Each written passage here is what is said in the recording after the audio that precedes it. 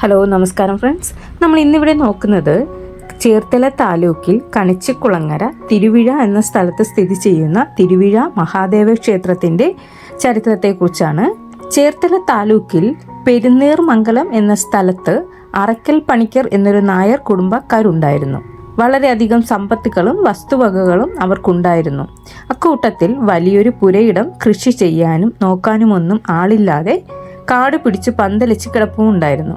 ഈ കാടിന്റെ നടുവിലായുള്ള ഒരു പാഴ്ക്കുളത്തിനു ചുറ്റും ഉള്ളാടന്മാരാണ് കുടിൽ കെട്ടി താമസിച്ചിരുന്നത്. കുളത്തിൽ ധാരാളം ആമകളും ഉണ്ടായിരുന്നു. കാരാമ, വെള്ളാമ എന്നീ രണ്ട് വർഗത്തിലുള്ള ആമകളുള്ളതിൽ ആദ്യത്തെ ഇനത്തെ ആയിരുന്നു ആ കുളത്തിൽ കണ്ടുവന്നിരുന്നത്. കാരാമ വെള്ളത്തിനടിയിലെ ചേറ്റിൽ പൂണ്ട് കിടക്കുകയാണ് പതിവ്. ഉള്ളാടന്മാർ അകലുകൊണ്ടോ മരക്കൊമ്പുകൾ കൊണ്ടോ ഒരു കോലുണ്ടാക്കും. എന്നിട്ട് വെള്ളത്തിൽ ഇറങ്ങി കാരാമക്കോൽ കൊണ്ട് ചെളിയിൽ കുത്തി നടക്കും. കോൽ പുറത്ത് തട്ടിയാൽ ആമ ഉടൻ പൊങ്ങി വരും. അപ്പോഴവയെ പിടിക്കാൻ എളുപ്പമാണ്. ജീവനുള്ള ആമയെ കൊണ്ടുപോയി മാംസം എടുത്ത് വേവിച്ചാൽ രുചികരമായ ഭക്ഷണമാണ്. സ്ത്രീകളും പുരുഷന്മാരും ദിനവും ആമവേട്ട നടത്താറുണ്ട്.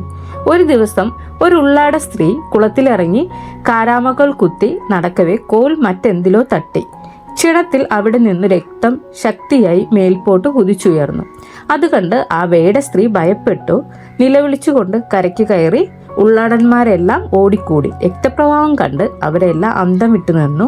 അവരിൽ ചിലർ ഉടനെ അവിടെ നിന്നോടി സ്ഥലത്തിന്റെ ഉടമസ്ഥനായ അറക്കൽ പണിക്കരെ കണ്ട് വിവരം പറഞ്ഞു. അദ്ദേഹം ഉടനെ ആ നാട്ടിലെ മറ്റു ചില നായർ പ്രമാണികളെയും കൂട്ടി കുളത്തിന്റെ അടുത്തെത്തി.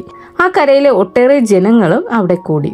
അപ്പോഴേക്കും ആ കുളത്തിലെ വെള്ളം മുഴുവനും രക്തമയമായി തീർന്നത് കണ്ട് അവരെല്ലാവരും ഭയാത്ഭുത പരവശരായി. ഉടനെ എല്ലാവരും ചേർന്ന് കുളത്തിലെ വെള്ളം തേകി വറ്റിക്കാനുള്ള ശ്രമം തുടങ്ങി. അനേകം ആളുകൾ 3 രാത്രിയും പകലും ശ്രമിച്ചിട്ടും വെള്ളം മുഴുവനും വറ്റിക്കാൻ സാധിച്ചില്ല. എങ്കിലും വെള്ളം കുറെ വറ്റിയപ്പോൾ അവിടെ അമ്മിക്കുഴവിയുടെ ആകൃതിയിൽ ഒരു ശില കണ്ടു.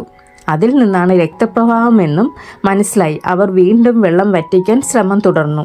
4-ാം ദിവസം പ്രഭാതമായപ്പോൾ എവിടെ നിന്നോ ഒരു യോഗീശ്വരൻ അവിടെ വന്നു ചേർന്നു. ഒറ്റ നോട്ടത്തിൽ തന്നെ അദ്ദേഹം ഒരു ദിവ്യനാണെന്ന് അവർക്ക് മനസ്സിലായി. തേജസ്വിയായ ആ യോഗീശ്വരൻ ജനങ്ങളോടായി പറഞ്ഞു, ഈ കാണുന്നത് വെറുമൊരു ശിലയല്ല, സ്വയംഭൂവായ ശിവലിംഗമാണ്. ഈ കുളത്തിലെ വെള്ളം മുഴുവൻ വറ്റിക്കാനും ഈ ശിവലിംഗത്തിന്റെ ചുവട് കാണുവാനും മനുഷ്യരാൽ സാധ്യമല്ല. ഇവിടെ മണ്ണിട്ട് നികത്തി ക്ഷേത്രം പണിയിച്ച് വേണ്ടതുപോലെ ആചരിക്കുകയും പൂജിക്കുകയും ചെയ്താൽ ശ്രീ പരമേശ്വരൻ കഴിഞ്ഞ് ഈ ദേശത്തിനും ജനങ്ങൾക്കും വേണ്ട ശ്രേയസ്സുകളെല്ലാം ഉണ്ടാക്കിത്തരും. ഈ ഭഗവാന്റെ മഹാത്മ്യം നിർണയാതീതമാണെന്നും നിങ്ങൾക്കപ്പോൾ മനസ്സിലാകും. ശിവലിംഗത്തിൽ നിന്നുള്ള രക്തപ്രവാഹം ഞാനിപ്പോൾ നിർത്തിത്തരാം. യോഗേശ്വരൻ തന്റെ ഭസ്മസഞ്ചിയിൽ നിന്ന് അല്പം ഭസ്മം എടുത്ത് ശിവലിംഗത്തിന്മേൽ കാരാമക്കോൽ കൊണ്ട് പൊട്ടിയിരുന്ന സ്ഥലത്ത് വെച്ച് അമർത്തി. ഉടനെ രക്തസ്രാവം നിന്നു. തൽക്ഷണം ദിവ്യനായ ആ യോഗീശ്വരൻ അദൃശ്യനായി ഭവിച്ചു. ചുറ്റും കൂടി നിന്നിരുന്ന ജനങ്ങൾക്ക് അദ്ദേഹം ഏതുവഴി പോയെന്നോ എങ്ങനെ മറഞ്ഞെന്നോ അറിയാൻ കഴിഞ്ഞില്ല. അത് വെറുമൊരു യോഗീശ്വരനല്ലെന്നും ശ്രീ പരമേശ്വരൻ തന്നെ നേരിൽ വന്ന് രക്തപ്രവാഹം നിർത്തുകയും ജനങ്ങളെ സംശയമുക്തരാക്കുകയും ചെയ്തു എന്നാണ് എല്ലാവരും വിശ്വസിക്കുന്നത്. യോഗീശ്വരന്റെ അഭിപ്രായ പ്രകാരം എല്ലാവരും കൂടി ഉത്സാഹിച്ച് പണം പിരിക്കുകയും ആ കുളത്തിൽ മണ്ണിട്ട് ശിവലിംഗം കാണത്തക്ക വിധത്തിൽ നികത്തുകയും ചെയ്തു. അതിനുശേഷം അവിടെ യഥോചിതം ക്ഷേത്രം പണിയുകയും കലശം മുതലായവ നടത്തിക്കുകയും ചെയ്തു. എങ്കിലും വർഷകാലങ്ങളിൽ വെള്ളം പൊങ്ങുമ്പോൾ ശിവലിംഗം മൂടിപ്പോകാറുണ്ട്. ആ സമയത്ത് ശാന്തിക്കാർ കരയിലിരുന്നു കൊണ്ടാണ് പൂജയും മറ്റും നടത്താറുള്ളത്. ആ ദേശക്കാരുടെ കഠിന ശ്രമത്തിന്റെ ഫലമായി അവർ ആദായമുള്ള കുറെ വസ്തുക്കൾ സമ്പാദിച്ചു. ക്ഷേത്രപണിയും കലശവും എല്ലാം കഴിഞ്ഞ ശേഷം ക്ഷേത്രത്തിൽ നിത്യദാനം, മാസവിശേഷം, ആട്ടവിശേഷം മുതലായവയൊക്കെ നടത്താൻ വേണ്ടി അവർ സമ്പാദിച്ച വസ്തുക്കൾ ദേവസ്വത്തിന്റെ പേരിൽ വിട്ടുകൊടുത്തു. ദേവസ്വം കാര്യങ്ങളെല്ലാം നോക്കി നടത്തുന്നതിനായി ആവശ്യമുള്ള ശമ്പളക്കാരെയും നിയമിച്ചു. തിരുവിഴ മഹാദേവൻ എന്ന് ക്ഷേത്ര വിഗ്രഹത്തെ സങ്കല്പിച്ച് ജനങ്ങൾ ഭക്തിപൂർവ്വം ആരാധന നടത്തി. തിരുവിഴ ക്ഷേത്രം ഇരിക്കുന്ന കുളത്തിന്റെ സമീപത്തു തന്നെ പണ്ടൊരു വിഷ്ണു ക്ഷേത്രവും ഒരു യക്ഷ അമ്പലവും ഉണ്ടായിരുന്നു. പ്രധാനപ്പെട്ട ഒരു അമ്പലമായിരുന്നു ആ വിഷ്ണു ക്ഷേത്രം. പണ്ടൊരിക്കൽ മുഹമ്മദിയരുടെ ആക്രമണം ആ നാട്ടിൽ ഉണ്ടായപ്പോൾ അവർ ആ ക്ഷേത്രം നശിപ്പിക്കുകയും വിഷ്ണു വിഗ്രഹം വലിച്ചിളക്കി ഏതോ കുളത്തിൽ എറിയുകയും ചെയ്തു. യക്ഷിയമ്പലത്തിൽ അവർ കൈവയ്ക്കാത്തതിനാൽ അത് പൂർവ്വസ്ഥിതിയിൽ തന്നെ നിലകൊണ്ടു. കിഴക്കേ മണയത്താട്ട് നമ്പൂതിരിക്ക് ആ വിഷ്ണു ക്ഷേത്രത്തിന്റെ തന്ത്രിസ്ഥാനം ചെറുവള്ളി നമ്പൂതിരിപ്പാടിന് മേൽക്കോയ്മ സ്ഥാനവും ഉണ്ടായിരുന്നു. വിഷ്ണു ക്ഷേത്രം പോയതോടെ ആ സ്ഥാനമാനങ്ങൾ നഷ്ടപ്പെട്ടിരിക്കുകയായിരുന്നു അവർക്ക്. അതിനാൽ ദേശക്കാരെല്ലാം കൂടി മഹാദേവ ക്ഷേത്രത്തിലെ തന്ത്രവും മേൽക്കോയ്മയും അവർക്ക് തന്നെ നൽകി. ചെറുവള്ളി നമ്പൂതിരിപ്പാടിന്റെ ജന്മദേശവും തറവാടും മുകുന്ദപുരം താലൂക്കിലായിരുന്നു. വിഷ്ണു ക്ഷേത്രത്തിന്റെ മേൽക്കോയ്മ സ്ഥാനമുണ്ടായിരുന്നപ്പോൾ അവരുടെ ചെറുവള്ളി മന എന്നൊരു ഗൃഹം ഉണ്ടാക്കിയാണ് താമസിച്ചിരുന്നത്. വിഷ്ണു ക്ഷേത്രം നശിച്ചതിനു ശേഷം അദ്ദേഹം കുടുംബസമേതം മുകുന്ദപുരത്തേക്ക് താമസം മാറ്റി. ചെറുവള്ളി മനയും ഇല്ലാതായപ്പോൾ ആ പുരയിടത്തിന് ചെറുവള്ളിപ്പറമ്പ് എന്നും അവിടെ കാലക്രമേണ കാടായി തീർന്നപ്പോൾ ചെറുവള്ളിക്കാട് എന്നും പേര് ലഭിച്ചു. തിരുവിഴ ക്ഷേത്രത്തിന്റെ മേൽക്കോയ്മ സ്ഥാനം ലഭിച്ചപ്പോൾ നമ്പൂതിരിപ്പാട് അവിടെ വന്ന് സ്ഥിര താമസമാക്കിയില്ല. കൂടെ വന്ന് ക്ഷേത്ര കാര്യങ്ങൾ ഉത്തരവാദിത്വത്തോടെ നോക്കിക്കൊണ്ടിരുന്നു. ക്ഷേത്രത്തിലെ പൂജ, കൊട്ടുപാട്ട് മുതലായവ നടത്തുന്നതിന് ചെത്തുവേലി മാരാരുടെ കുടുംബത്തിൽ നിന്ന് ഒരാളെ നിയമിക്കുകയും ചെയ്തു.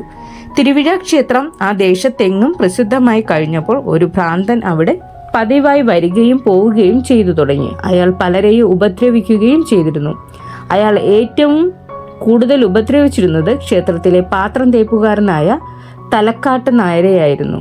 തലക്കാട്ട് നായരുടെ കുടുംബം വളരെ ദാരിദ്ര്യത്തിലും കഷ്ടപ്പാടിലുമായിരുന്നു. പാത്രം തേപ്പിന് കിട്ടുന്ന തുച്ഛമായ ആദായം കൊണ്ടാണ് അവർ നിത്യവൃത്തി കഴിച്ചിരുന്നത്. അങ്ങനെ ഇരിക്കുമ്പോഴാണ് ഭ്രാന്തന്റെ ഉപദ്രവം അസഹനീയമായത്.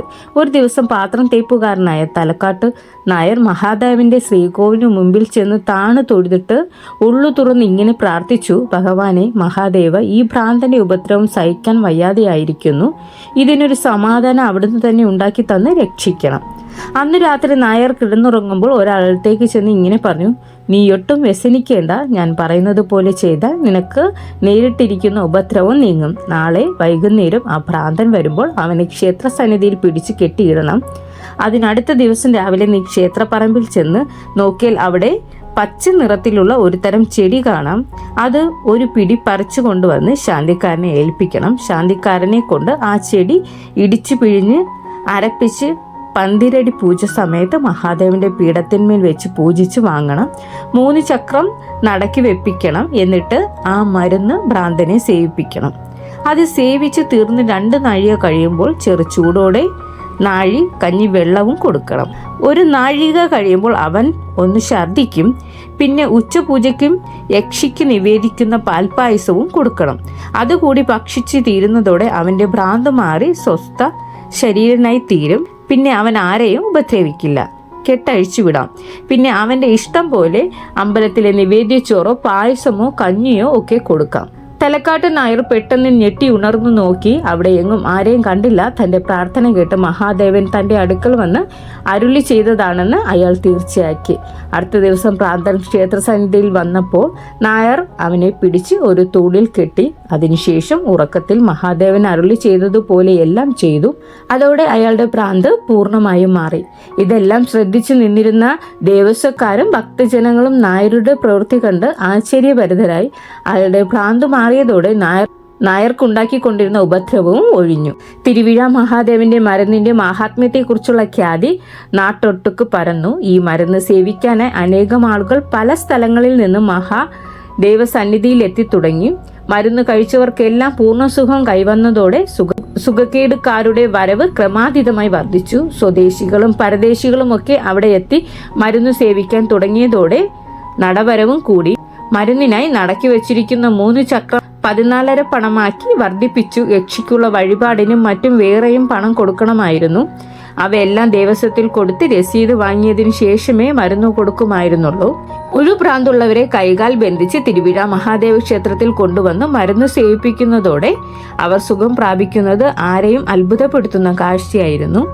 1068 തിരുവിതാംകൂർ രാജകുടുംബത്തിലെ ഒരു കൊച്ചു തമ്പുരാൻ ഉന്മാദം അകറ്റാനായി ഇവിടെ എഴുന്നള്ളി മരുന്ന് സേവിച്ചിട്ടുണ്ട്. സാധാരണ ഭ്രാന്ത്, കൈവിഷം നിമിത്തമുണ്ടാകുന്ന ഭ്രാന്ത്, കുഷ്ഠം, മഹോദരം, അർശസ് തുടങ്ങിയ മഹാരോഗങ്ങളെല്ലാം ഈ മരുന്ന് കഴിച്ചാൽ ഭേദമാകുന്നുണ്ട്. കൈവിഷം നിമിത്തം കഷ്ടപ്പെടുന്നവർ ഇവിടെ വന്ന് ഈ മരുന്ന് സേവിച്ചാൽ അവർ ഛർദ്ദിക്കുമ്പോൾ പരിശോധിച്ചു നോക്കണം. ജപിച്ചു കൊടുത്ത സാധനത്തിന്റെ അംശം അതിൽ കാണാം.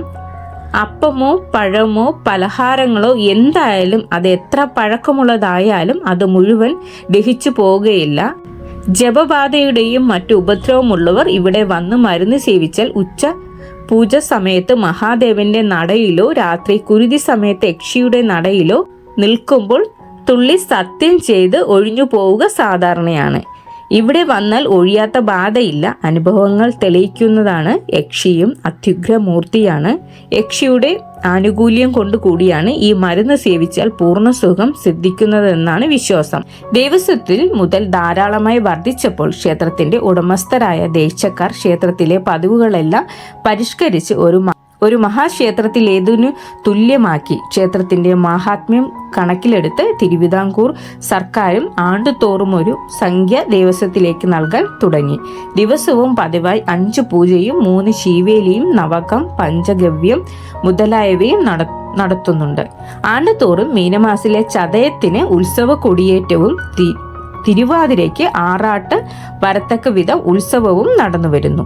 ആദ്യ ശ്രീവേലിക്ക് പഞ്ചവാദ്യം മാത്രമേ ഉണ്ടായിരുന്നുള്ളൂ. പിന്നീട് പാണ്ഡിവാദ്യവും നാഗസ്വരവും കൂടി ഏർപ്പെടുത്തി. രോഗികൾക്ക് കൊടുക്കുന്ന മരുന്ന് ഈ പ്രദേശത്തല്ലാതെ മറ്റെങ്ങും വളരുന്നില്ല.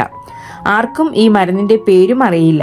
ഇത് പറിച്ചു കാണിച്ചാൽ കേമന്മാരായ വൈദ്യന്മാർ പോലും തിരുവിഴായിലെ മരുന്ന് എന്നേ പറയാറുള്ളൂ. അസാധാരണമായ ഒരു വിശേഷവും ഈ മരുന്നിനുണ്ട്. പച്ച നിറത്തിലുള്ള ഈ മരുന്ന് പറിച്ചെടുത്ത് കുറച്ചു നേരം കഴിയുമ്പോൾ അതിന്റെ നിറം നീലയാകും. അല്പസമയം കൂടി കഴിയുമ്പോൾ കടും ചുവപ്പാവും. പിന്നെ നല്ല കറുപ്പാകും. അത് കഴിഞ്ഞാൽ മഞ്ഞയാകും. ഒടുവിൽ നല്ല വെള്ളയാകും. ഈ വിശേഷം മറ്റെങ്ങും ഒരു മരുന്നിനും കണ്ടിട്ടില്ല. ഈ മരുന്ന് പാലിൽ ഇടിച്ച് പിഴിഞ്ഞ് അരിക്കുന്നത് ശാന്തിക്കാരൻ തന്നെ ചെയ്യണം. അത് പറിച്ചുകൊണ്ട് ശാന്തിക്കാരനെ ഏൽപ്പിക്കുന്ന ചുമതല പാത്രം തേപ്പുകാരായ തലക്കാട്ട് കുടുംബക്കാർക്ക് തന്നെയാണ്. തിരുവിഴ ക്ഷേത്രത്തിൽ 10 ദിവസത്തെ ഉത്സവം വർഷം തോറും നടത്തുന്നുണ്ട്. അതിൽ കൊടിയേറ്റും ആറാട്ടം മാത്രമേ ദേവസ്വത്തിൽ നിന്ന് നടത്താറുള്ളൂ. മറ്റ് 8 ദിവസങ്ങളിലെയും ഉത്സവം അറയ്ക്കൽ പണിക്കർ തുടങ്ങിയ നാട്ടിലെ പ്രധാനികൾ അവരുടെ വകയായിട്ടാണ് നടത്തുന്നത്. അറയ്ക്കൽ പണിക്കരുടെയും കിഴങ്ങോല പണിക്കരുടെയും കുടുംബം അന്യം നിന്ന് പോയതിനാൽ അവർ നടത്തിവന്ന ഉത്സവവും ദേവസ്വം ഏറ്റെടുത്ത് നടത്തുന്നു. കാണിച്ചിക്കാട്ട് കുറുപ്പ് നടത്തിയിരുന്ന ഉത്സവം പെരുന്നോർമംഗലം വടക്കും ഭാഗം നായർ കരയോഗക്കാരും നടത്തുന്നു. തിരുവിഴ മഹാദേവന്റെ മാഹാത്മ്യം മൂലം ക്ഷേത്രത്തിലെ എല്ലാ കാര്യങ്ങളും മംഗളമായി തന്നെയാണ് നടന്നു വരുന്നത്. ക്ഷേത്രനട എല്ലാ ദിവസവും രാവിലെ 5 മണി മുതൽ വൈകുന്നേരം 7:30 വരെ തുറന്നു പ്രവർത്തിക്കുന്നതാണ്. താങ്ക്